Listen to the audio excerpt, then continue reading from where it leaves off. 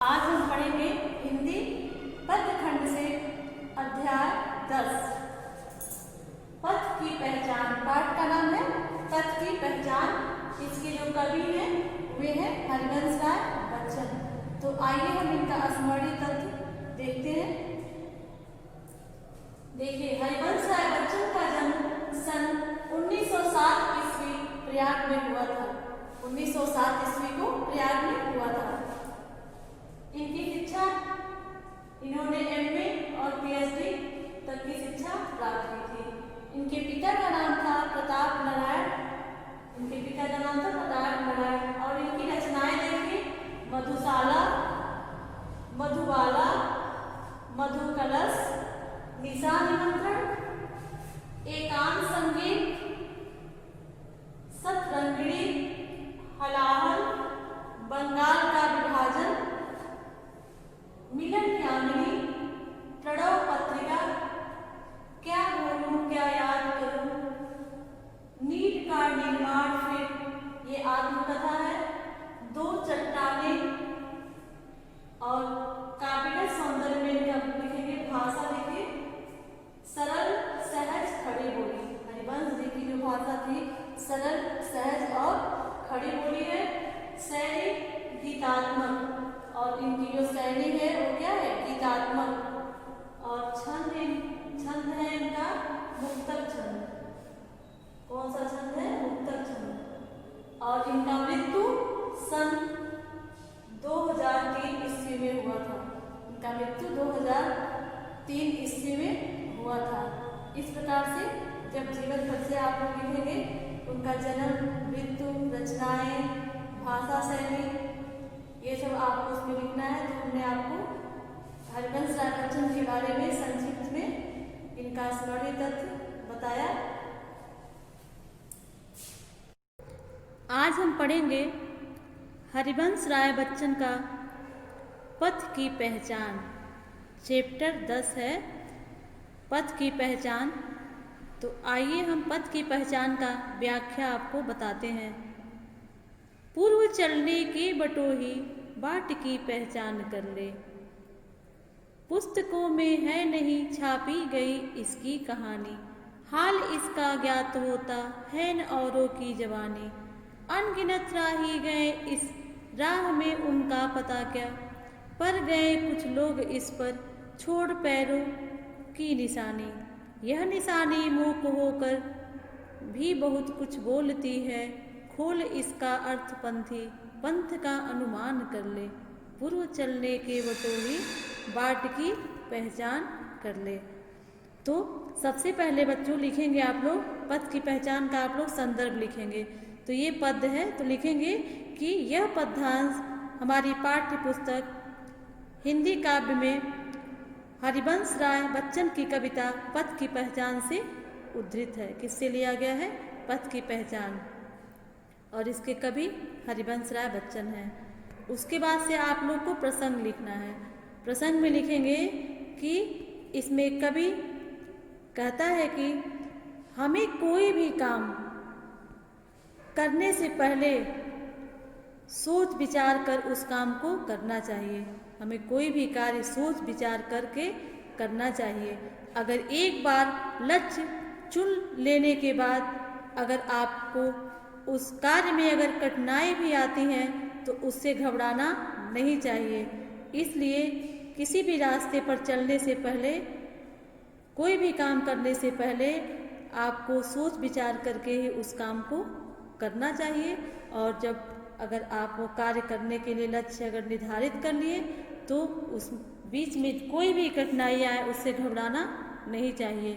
इसमें कवि ने यही बताया है। देखिए, पूर्व चलने की बटोही बाट की पहचान कर ले, पूर्व चलने की बटोही। और पूर्व मतलब पहले, चलने बटोही मने जो होता है पथिक। किसी भी रास्ते पर चलने से पहले बाट उस रास्ते की पहचान हमें कर लेनी चाहिए। पुस्तकों में है नहीं छापी गई इसकी कहानी। और कवि कहता है कि हमारे जो जीवन पथ की कहानी है वे हमें पुस्तकों में लिखी हुई नहीं मिलती है। जो हमारे जीवन पथ की जो भी कहानी है वो पुस्तकों में नहीं लिखी होती है। हाल इसका ज्ञात होता है न औरों की ज़बानी, और हमें तो क्या करना पड़ता है, स्वयं ही बनानी पड़ती है। हाल इसका ज्ञात होता है न औरों की ज़बानी, हमें ये स्वयं ही बनानी पड़ती है न औरों की ज़बानी। किसी के कहे अनुसार हम अपने जीवन का लक्ष्य निर्धारित नहीं कर सकते हैं। अनगिनत राही गए इस राह में उनका पता क्या, और इनका निर्धारण हमें क्या करना, स्वयं। संसार में अनगिनत राही गए इस राह में इनका पता क्या, और अनगिनत इस संसार में अनेकों लोग पैदा हुए और मर गए। मतलब अनगिनत राही गए इस राह में उनका पता क्या, मतलब कि अनेक इस संसार में अनेक लोग पैदा हुए और मर गए, उनकी गणना हम नहीं कर सकते। ठीक है, राह में उनका पता क्या, उनकी गणना हम नहीं कर सकते। पर गए कुछ लोग इस पर छोड़ पैरों की निशानी, परंतु परंतु कुछ ऐसे कर्मवीर भी जन्मे इस पृथ्वी पर छोड़ पैरों की निशानी, जिनके पदचिन्ह, जो पैरों पदचिन्ह हैं, वे मौन भाषा में हमें महान कार्यों का लेखा जोखा हमारे सामने प्रस्तुत करते हैं। ठीक है, अनेक लोग आए और यहाँ इस संसार में अनेक लोग पैदा हुए और मर गए, उनकी गणना हम नहीं कर सकते। लेकिन बहुत ऐसे कर्मवीर जन्मे जो अपने पदचिन्ह को मौन भाषा में महान कार्य करके उस लेखा जोखा हमारे सामने प्रस्तुत करते हैं। यह निशानी मूक होकर भी बहुत कुछ बोलती है, और उन सभी जो कर्मठ महापुरुष सो के जो काम करने से पहले उन्होंने क्या किया, वे सोच विचार कर काम किए और फिर क्या किए, जान जी से उसमें जुट करके सफलता प्राप्त की। खोल इसका अर्थ पंथी पंथ का अनुमान कर ले, और क्या कर, खोल इसका अर्थ पंथी मतलब कि कर्मठ महापुरुषों के जो काम करने में खूब जी जान से जुट करके सफलता प्राप्त की, उनसे प्रेरणा ग्रहण करके उनका अनुसरण करके अपना मार्ग निश्चित कर ले, पंथ का अनुमान कर ले और अपना मार्ग निश्चित कर ले। पूर्व चलने की बटोही बाट की पहचान कर ले और मार्ग निश्चित करके और तब उस पर चलना आप शुरू करिए। जो भी लोग आगे बढ़े हैं उन्होंने क्या किया है, पहले खूब सोच समझकर काम किया है और जी जान से जुट करके उसमें सफलता प्राप्त की है। उनका अनुसरण करके आप भी आगे बढ़िए और पूर्व चलने के बटोही बाट की पहचान कर ले। और किसी भी कार्य को करने से पहले, ठीक, किसी भी काम को करने से पहले हमें खूब सोच विचार कर काम करना चाहिए। और जब हम अपना लक्ष्य निर्धारित कर लिए तो उस मार्ग में, उसके मार्ग में जो भी कठिनाई आए उसे हमें घबराना नहीं चाहिए। इसका काव्यगत सौंदर्य, इसमें अलंकार होगा विरोधाभास, रस हो जाएगा शांत, शैली गीत शैली है, भाषा है सरल तथा खड़ी बोली। और लिखिएगा कि कार्य करने से पहले सोच विचार करने की इसमें प्रेरणा दी गई है, ठीक, और सच्चे कर्मवीर को इसमें उत्साहित भी किया गया है। इस प्रकार से देखिए, यह बुरा है या कि अच्छा, व्यर्थ दिन इस पर बिताना, अब असंभव छोड़ यह पथ दूसरे पर पग बढ़ाना। और इसमें कवि बताता है कि जब हम किसी काम को सोच समझकर उस कार्य का चुनाव कर लेते हैं, जो भी मार्ग में कठिनाइयाँ आए उन कठिनाइयों, अगर आ रही हैं कठिनाइयाँ मार्ग में, तो उन्हें हमें अधूरा छोड़ देना ठीक नहीं है, उसे हमें बीच में छोड़ना नहीं चाहिए। तो इसमें यही बताया गया, इसका प्रसंग यही होगा कि अगर हम किसी भी लक्ष्य का चुनाव विवेकपूर्वक किसी कार्य को चुन लेते हैं, तो अगर मार्ग में अगर उसके कितना भी बाधाएं आए या अन्य कारणों से हमें उसे छोड़ना नहीं चाहिए। व्याख्या देखिए, यह बुरा है या कि अच्छा, व्यर्थ दिन इस पर बिताना। यह जब हम एक बार किसी कार्य का चुनाव करने के पश्चात उसकी अच्छाई और बुराई पर हमें सोचना नहीं था, व्यर्थ दिन इस पर बिताना। जब हम एक बार चुनाव कर लिए तो यह अच्छा है या बुरा है, इस पर हमें दिन अच्छा बुरा पर सोचना व्यर्थ है, क्योंकि अब असंभव छोड़ यह पद दूसरे पर पग बढ़ाना। और जब हम एक बार चुनाव कर लिए तो वह असंभव है, उस कार्य को छोड़ करके हम दूसरे पर पग नहीं बढ़ा सकते। तो कहने का मतलब ये है, क्योंकि उस पथ को छोड़ करके दूसरे पर पथ पर चलना क्या है, हमारे लिए असंभव है। तू इसे अच्छा समझ, यात्रा सरल इससे बनेगी। और इसलिए हे पंथी, कहते हैं हे राहगीर, अपने निश्चित जो आप लोगों ने काम करने का निश्चित कार्य है को श्रेष्ठ समझ करके उसे तुरंत ही शुरू कर ले। ठीक, यह कार्य करते समय तुम्हें क्या होगी, आनंद की अनुभूति होगी। अगर तू इसे अच्छा समझ ले, जो तुमने चुनाव किया है, जो कार्य सोच समझ के किया है, उसे अच्छा समझ के अगर आप करेंगे तो आपकी जो कार्य है उसमें कठिनाइयाँ नहीं आएंगी। सोच मत केवल तुझे यह पड़ा मन में बिठाना, और यह मत सोचिए कि यह पड़ा मन में बिठाना कि हमें ही इन कठिनाइयों का सामना करना पड़ रहा है। ठीक, और हर सफल पंथी यही विश्वास ले इस पर बढ़ा है।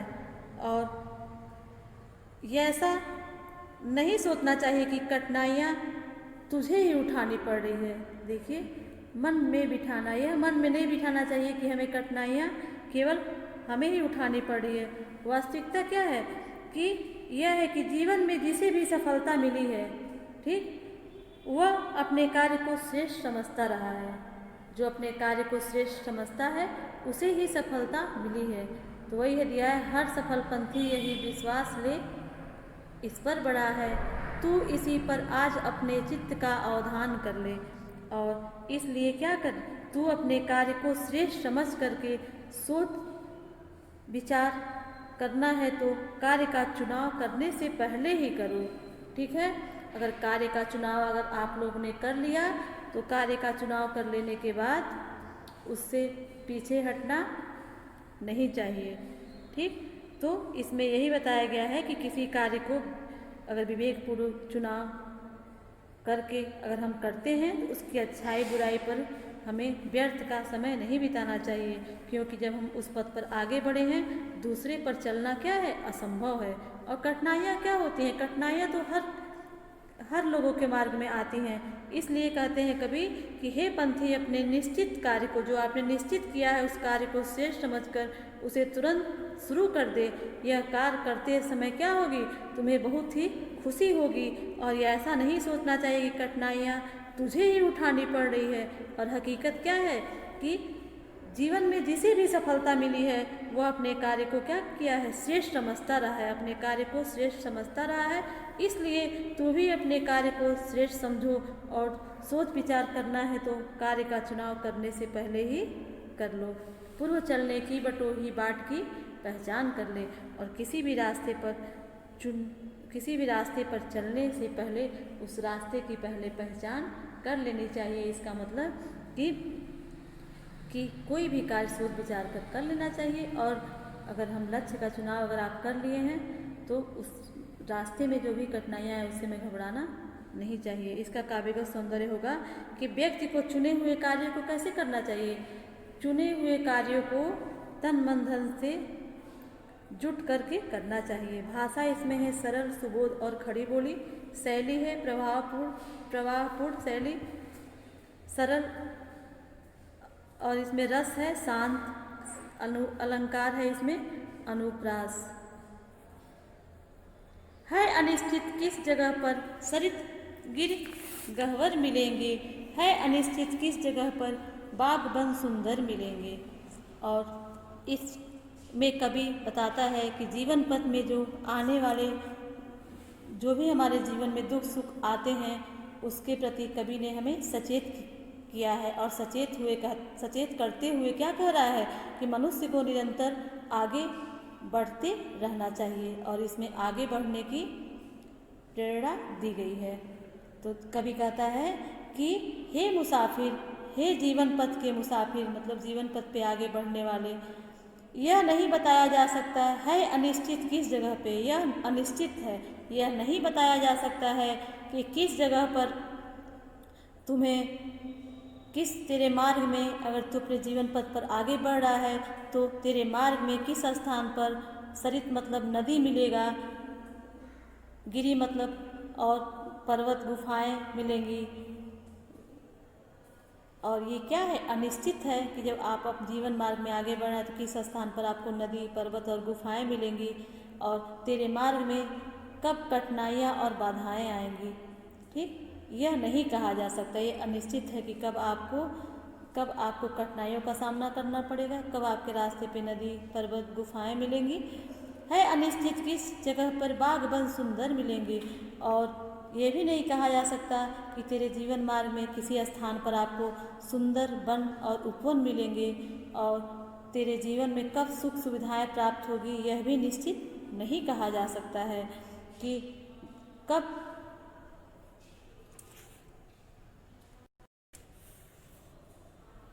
किस जगह यात्रा खत्म हो जाएगी, यह भी अनिश्चित। और कभी कहता है कि यह भी निश्चित नहीं कहा जा सकता है कि कब तेरी जो जीवन यात्रा है वो समाप्त हो जाएगी। जीवन यात्रा समाप्त होने का मतलब कि कब तेरी मृत्यु होगी, यह भी निश्चित नहीं कहा जा सकता है। अनिश्चित कब सुमन, कब कंटकों के सर मिलेंगे। और कभी आगे कहता है कि बात भी अनिश्चित है कि मार्ग में कब तुझे सुमन मतलब फूल मिलेंगे और कब कांटे कंटकों के सर मिलेंगे और कब तुझे कांटे घायल करेंगे। कौन सहसा छूट जाएंगे मिलेंगे कौन सहसा। और तेरे जीवन में कब सुख प्राप्त होगा और कब दुख प्राप्त होगा, ये क्या है, ये अनिश्चित है। यह निश्चित रूप से नहीं कहा जा सकता है कि तेरे मार्ग में कौन अचानक, सहसा मतलब अचानक छूट जाएगा और कौन अचानक मिल जाएगा। तो आपके मार्ग में कोई भी परिचित व्यक्ति मिलेंगे और कोई आपसे प्रियजन छूट जाएंगे। आ पड़े कुछ भी रुकेगा, तूने ऐसी आन कर ले। और ये कहता है कभी कि हे पथिक, तू अपने मन में ये प्रण कर ले कि जीवन की कठिनाइयों की परवाह न करते हुए तुझे आगे बढ़ना है। पूर्व चलने की बटोही बाट की पहचान कर ले। और कहते हैं कि हे जीवन पथ के यात्री, तू पथ पर चलने से पूर्व जीवन में आने वाले सुख दुख को भली भांति समझ करके अपने मार्ग की पहचान करके ही आपको आगे बढ़ना है। काव्यगत सौंदर्य है कि जीवन में आने वाली कठिनाइयों के प्रति इसमें कवि ने सचेत किया है। किसको किया है, मनुष्य को। भाषा सरल खड़ी बोली है, शैली प्रतीकात्मक वर्णात्मक और रस है शांत, अलंकार अनुप्रास और रूपक है। इन पंक्तियों में कवि ने बताया है कि यथा स्थिति और मनुष्य की जो महत्वाकांक्षाएं होती हैं उसमें क्या तालमेल होना चाहिए। इन पंक्तियों में इस समस्या का समाधान प्रस्तुत किया गया है कि यथा स्थिति और मनुष्य की महत्वाकांक्षाओं में क्या तालमेल होना चाहिए। इसी समस्या का समाधान इन पंक्तियों में कवि ने बताया है। कौन कहता है कि स्वप्नों को न आने दे हृदय में। और कवि कहता है कि हे पथिक, तुमसे ऐसा किसी ने नहीं कहा कि तू अपने मन में स्वप्न का मतलब मधुर जो कल्पनाएं आपके मन में उठती हैं, कि तुमसे किसी ने ऐसा नहीं कहा कि तू अपने मन में स्वप्नों में अर्थात मधुर कल्पनाओं में मत लगाओ। देखते सब हैं इन्हें अपनी उम्र अपने समय में। और सब लोग अपनी अपनी उम्र में और अपनी अपनी समय में सब इन्हें देखते हैं और सब लोगों की अपनी अपनी कल्पनाएं होती हैं। ठीक है, देखते हैं सब इन्हें, सभी देखते हैं अपनी उम्र और अपने समय में। सभी लोग अपनी उम्र में अपनी समय में सब देखते हैं। और तू कर यत्न भी तो मिल नहीं सकती सफलता। और कवि कहता है कि और तू कर यत्न भी तो, हे पथिक, यत्न मतलब प्रयास, तू प्रयत्न करने पर भी इसमें सफल नहीं हो सकता। मिल नहीं सकती सफलता मतलब तुम्हें सफलता नहीं मिल सकती। तू कितना भी प्रयत्न कर ले लेकिन तू इसमें सफल नहीं हो सकता। किसमें? कि तेरे मन में कल्पनाएं न उठे। ठीक है, ये सबके मन में कल्पनाएं उठती हैं, मधुर कल्पनाएं। कितना भी प्रयास कर ले लेकिन तू इसमें सफल नहीं हो सकता। और तेरे किसमें सफल नहीं हो सकता? कि तेरे तेरे मन में कल्पनाएं न उठे। ये उदय होते लिए कुछ ध्येय नयनों के निलय में। और ये स्वप्न अर्थात ये कल्पनाएं व्यर्थ नहीं होती। ये उदय मतलब उदय होते हैं, उठती हैं कुछ ध्येय नयनों के निलय में। और ये स्वप्न, ये कल्पनाएं क्या होती हैं? व्यर्थ नहीं होती हैं। इनका भी ध्येय मतलब लक्ष्य होता है। इनका भी अपना लक्ष्य या ध्येय होता है। ये स्वप्न क्या होती हैं? नयनों के निलय में। ये स्वप्न जब आँखों के नीड में उपजते हैं, निलय मतलब नीड, घोंसला, ये स्वप्न जब आँखों के नीड में उपजते हैं तब क्या होता है? तब उनका अपना ध्येय होता है, उनका अपना लक्ष्य होता है। किंतु जग के पंथ पर यदि स्वप्न दो तो सत्य 200। किंतु सपनों ये व्यर्थ नहीं जाते। ठीक है, किंतु सपनों के यथार्थ को झुटलाया नहीं जा सकता। क्यों? कारण यह है कि स्वप्न की कल्पनाएं जीवन में बहुत कम है। स्वप्न दो तो सत्य 200। स्वप्न कितने हैं? दो, बहुत, अर्थात स्वप्न बहुत कम है और सत्य यथार्थ सत्य अनगिनत है। 200 मतलब अनगिनत है। स्वप्न पर ही मुग्ध मत हो, सत्य का भी ज्ञान कर ले। सत्य का मुकाबला कल्पनाओं से कभी मत कर। कभी कहता है कि स्वप्न की जो कल्पनाएं हैं, स्वप्न पर ही मुग्ध मत हो, सत्य का भी ज्ञान कर ले। और स्वप्न पे ही मुग्ध नहीं होना चाहिए, सत्य का भी ज्ञान, सही का भी ज्ञान कर लेना चाहिए। क्योंकि संसार के रास्ते में यदि स्वप्न 2 है तो सत्य कितने हैं? 200। अर्थात इसका मतलब होता है कि कल्पनाएं बहुत कम हैं और ये सही यथार्थ बहुत अधिक है। अतः आवश्यक हो जाता है कि तुम कल्पनाओं पर मत रीझते रहो, वरना सत्य क्या है इसका भी निर्धारण कर लो। पूर्व चलने के बटोही बाट की पहचान कर ले। और हे पथिक, चलने से पहले अपनी राह की पहचान कर ले। अगला देखिए, स्वप्न आता स्वर्ग का दृग, कोरकों में दीप्त आती, पंख लग जाते पगों को, ललकती उन्मुक्त छाती। रास्ते का एक कांटा पाँव का दिल चीर देता, रक्त की 2 बूंद गिरती, एक दुनिया डूब जाती। आँख में हो स्वर्ग लेकिन पाँव पृथ्वी पर टिके हों, कंटकों की इस अनोखी सीख का सम्मान कर ले। पूर्व चलने के बटोही बाट की पहचान कर ले। तो स्वप्न आता स्वर्ग का दृग, इसमें इस पद में कवि राहगीर को क्या कर रहा है? राहगीर को संबोधित करते हुए कह रहा है कि अगर मार्ग पर आगे बढ़ने से पूर्व उसमें आने वाली जो कठिनाई है उसके प्रति वो आगाह कर देना चाहता है। क्योंकि कोरी भावुकता के प्रभाव में आकर किसी मार्ग पर चल पड़ना उचित नहीं है। भावुकता के आवेश में आकर के किसी भी मार्ग पर चल पड़ना उचित नहीं है। इसलिए कभी मार्ग में आने वाली कठिनाइयों के प्रति पथिक को आगाह किया है। कवि कहता है कि हे पथिक,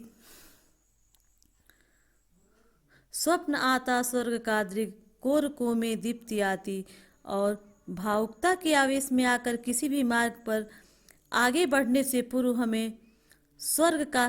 हम आगे बढ़ने से पूर्व हम क्या करते हैं? स्वर्ग का सपना देखने लगते हैं। स्वप्न आता स्वर्ग का दृक, मतलब आँखों में हमारे स्वर्ग का सपना आने लगता है। हम अपनी आ, हम अपनी आँखों से स्वर्ग का सपना देखने लगते हैं। पंख लग जाते पगों को, ललकती उन्मुक्त छाती।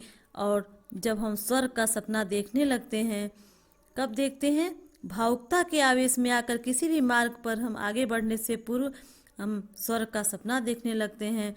तो क्या होता है? प्रसन्नता के कारण हमारी आंखों में चमक उठती है। हमारी आंखें क्या होती है? पंख लग जाते पगों में, ललकती उन्मुक्त छाती। और प्रसन्नता के कारण हमारी आंखों में चमक आ जाती है। उस समय कल्पना लोक की उड़ान हम क्या करते हैं? भरने लगते हैं। जब हम प्रसन्नता के कारण हमारे आंखों में चमक आती है और हमारे मन में क्या होती है? कल्पना लोक की उड़ान हम भरने लगते हैं। तो क्या लगता है? पंख लग जाते पगों में, और तब लगता है कि हमारे पैरों में पंख लग गए हैं। ललकती उन्मुक्त छाती, और छाती उन्मुक्त हो उत्साह से भर जाती है। उन्मुक्त मने स्वच्छंद हो करके और उत्साह से भर जाती है। रास्ते का एक कांटा पाँव का दिल चीर देता। और छाती उन्मुक्त हो उत्साह से भर जाती है, किंतु ठीक प्रकार राह का, ठीक उसी प्रकार, मतलब ठीक जब हम उसी प्रकार क्या होता है? किसी रास्ते पर राह का एक कांटा, उसी प्रकार राह का एक मामूली सा कांटा पाँव का दिल चीर देता। पाँव का दिल चीर देता मतलब मामूली सा कांटा पाँव में चुभ जाता है, और रक्त की दो बूंद गिरती एक दुनिया डूब जाती। और एक मामूली सा कांटा पाँव में चुभ जाता है, और खून की दो बूंदों के बहने से ही सारी कल्पना की दुनिया ही उसमें डूब जाती है। जब पाँव में कांटा चुभता है, जिस हम कल्पना लोक की उड़ान भरते, लगता है कि हमारे आंखों में चमक हो गई और हमारे पैरों में पंख लग गए और हमारी छाती उन्मुक्त होकर उत्साह से भर जाती है। लेकिन एक कांटा के गड़ते ही क्या होता है? मामूली सा कांटा अगर चुभ जाता है तो रक्त की दो बूंद बहने से सारी कल्पना की दुनिया उसमें डूब जाती है। अर्थात इसका मतलब हुआ, आँख में हो स्वर्ग लेकिन पाँव पृथ्वी पर टिके हों। और मामूली सा अवरोध उत्पन्न हो जाने मात्र से सारा मजा क्या हो जाता है? किरकिरा हो जाता है। जो हम स्वप्न देखते हुए जा रहे थे, और कांटा गड़ने से क्या होता है? सारा मजा किरकिरा हो जाता है। अतः पाँव के कांटे चुभ करके हमें ये शिक्षा देते हैं कि भले ही तुम्हारे आंखों में स्वर्ग के सजीले सपने क्यों न हो, किंतु तुम्हें अपने पैरों को पृथ्वी पर सुरक्षित ही टिकाना चाहिए। अर्थात इसका मतलब पांव पृथ्वी पर टिके हों। और इसका मतलब ये हुआ कि आँख में कितने भी स्वप्न हो, ठीक है, आँख में कितने ही स्वप्न क्यों न हो, किंतु हमें अपने पैरों को कहाँ टिकाना चाहिए? पृथ्वी पर ही सुरक्षित रखना चाहिए। टिकाने का मतलब सुरक्षित रखना चाहिए। कंटकों की इस अनोखी सीख का सम्मान कर ले, और भले ही तुम्हारे आंखों में स्वर्ग के सजीले सपने क्यों न हो, किंतु तुम्हें अपने पैरों को पृथ्वी पर ही सुरक्षित टिकाना चाहिए। अर्थात मस्तिष्क में भले ही कल्पना की ऊंची उड़ान क्यों न हो, किंतु क्या करना चाहिए? किंतु व्यवहारिक जगत की उपयोगिता कदापि नहीं भूलनी चाहिए। हमें रास्ते के कांटे चुभ करके यह शिक्षा देते हैं कि हमें पथ में चुभे कांटों की इस शिक्षा का सदैव सम्मान करना चाहिए। हमें पथ के चुभे कांटों की इस शिक्षा का सदैव सम्मान करना चाहिए, किसी मार्ग पर अग्रसर होने से पूर्व। ठीक, किसी भी मार्ग पर अग्रसर होने से पूर्व हमें क्या करना चाहिए? उस मार्ग की पूरी जानकारी अवश्य कर लेनी चाहिए। कंटकों की इस अनोखी सीख का सम्मान कर ले, मतलब कि हमें जब हम पथ पे चुभे कांटे हमें क्या करते हैं? यह शिक्षा, कांटों की इस शिक्षा का हमें सदैव सम्मान करना चाहिए। और किसी भी मार्ग पर अग्रसर होने से पूर्व उस मार्ग की पूरी जानकारी हमें अवश्य कर लेनी चाहिए। काव्यगत सौंदर्य, इस पद में कवि ने एक जीता जागता जीवन दर्शन प्रस्तुत किया है। लाक्षणिक प्रयोग के कारण काव्य की भाषा ओजपूर्ण एवं प्रभावशाली बन गई है। और इसके पहले वाला जो है काव्यगत सौंदर्य, उसी तरह से इसमें भी आप लोग लिख लीजिएगा। इस प्रकार आपका व्याख्या समाप्त हुआ और हम आप अब इसका अभ्यास प्रश्न आपको बताने जा रहे हैं।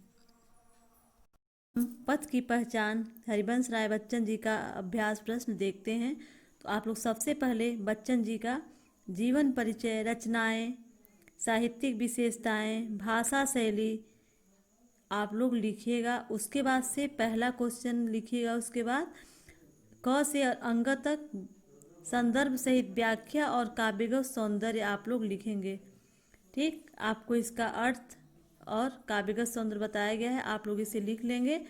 उसके बाद से है आपका अति लघु उत्तरीय प्रश्न। तो हरिवंश राय बच्चन किस युग के कवि हैं?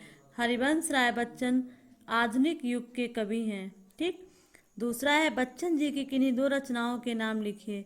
तो आप लोग को हम ये समझाए हैं वीडियो में, इनकी दो रचनाएं आप लोग लिख लीजिएगा। फिर मधुशाला किसकी रचना है? तो ये भी आप लोग को बताए हैं हम, ये भी लिखिएगा मधुशाला किसकी रचना है। बच्चन जी की भाषा पर प्रकाश डालिए। तो बच्चन जी की भाषा क्या है? खड़ी बोली। फिर बच्चन जी ने अपनी भाषा में किस शैली का प्रयोग किया है? तो भावात्मक गीत शैली का प्रयोग किया है। मधुशाला की विषय वस्तु क्या है? तो मधुशाला की विषय वस्तु है उल्लास और आनंद। ठीक, बच्चन जी ने मधुशाला, मधुबाला, हाला और प्याला को किस रूप में स्वीकार किया है? ठीक, तो प्रतीकों के रूप में स्वीकार किया है। किस रूप में? प्रतीकों के रूप में। अगला है पथ की पहचान शीर्षक कविता का केंद्रीय भाव लिखिए। तो इसका केंद्रीय भाव होगा कि मनुष्य को अपने पथ की पहचान स्वयं करनी चाहिए, क्योंकि जीवन के मार्ग में अपने ही अनुभव सबसे श्रेष्ठ होते हैं। ठीक है, आप लोग को हम व्याख्या में भी बताए हैं कि हमें पथ की पहचान स्वयं करनी चाहिए, किसी के बताए हुए रास्ते पे हमें नहीं चलने चाहिए, क्योंकि जीवन के मार्ग में अपने ही अनुभव सबसे श्रेष्ठ होते हैं। अगला है कि पथ की पहचान कविता का क्या उद्देश्य है? इसका उद्देश्य ये है कि व्यक्ति को विवेकपूर्वक किसी कार्य का चयन करना चाहिए। किसी भी व्यक्ति को विवेकपूर्वक किसी भी कार्य का चुनाव करना चाहिए और निरंतर अपने पथ पर अग्रसर रहना चाहिए। सफलता निश्चित रूप से मिलेगी। अगर आप अपने पथ पर अग्रसर रहते हैं तो आपको निश्चित ही सफलता मिलेगी। तो इस पथ की पहचान कविता का यही उद्देश्य है कि किसी भी कार्य को सोच समझ करके उस कार्य का चुनाव करके निरंतर अपने रास्ते पर आगे बढ़ते रहना चाहिए, तो निश्चित ही सफलता मिलेगी।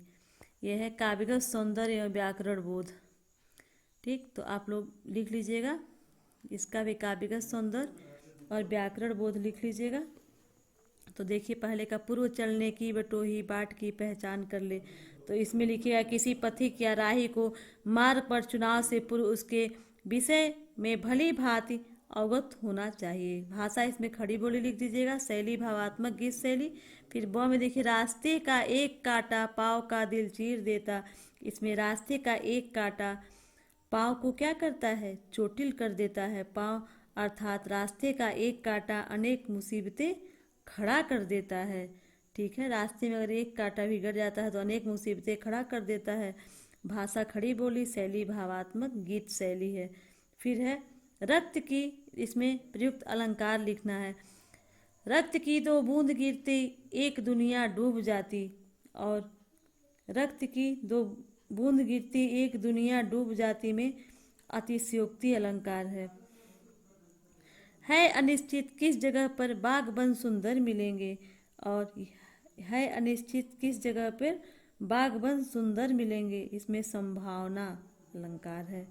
इस प्रकार से आपका ये पथ की पहचान बच्चन जी का समाप्त हो गया और आप लोग कॉपी में इसे लिख भी लेंगे। Thank you, have a nice day.